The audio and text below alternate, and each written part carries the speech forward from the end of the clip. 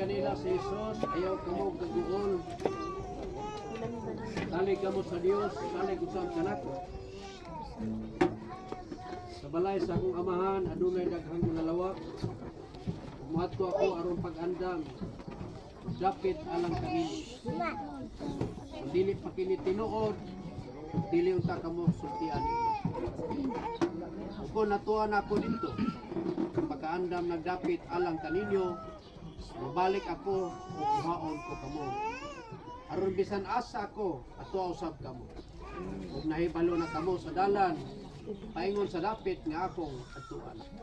Jesus mitubag, ako ang dalan, ang kamaturan o ang kinabuhi. Walay makaadto sa amahan, gawas, dili pinaagi. Kani mo nga Dios na may tag-iya sa among kinabuhi o sa tanang butang. Magaduol kami kanimo o magapanugyan sa among igsuon, hindi maong patayng lawas. Pastor Roger, nabasta. Salamat o Dios, imo siyang pagadawaton, imong analanginan, kini maong patayng lawas. Kay sayuta kinigikan, sayuta usab namo kiniuli.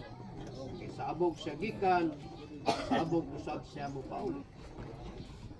Busa dawata, kanalangini kini mao patayng lawas na abog iuli. Diin asa siya dapit aday alang kaniya. Salamat usab na kining maong patayng lawas makadungog sa tingog sa pagmandog sama sa imong pagtawag kang lasa.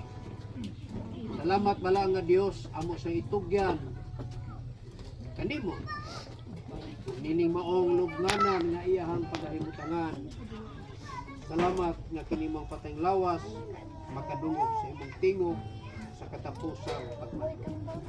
Salamat bala nga Dios kini mong dagway walay makakupyan. Balaan na. Salamat amo sa pangalan, itugyan, ang ngalan sa Amahan, sa Anak, ug sa Espiritu Santo. In Jesus' name. Amen. Yan yung ang... Boys, pagyan ko boys.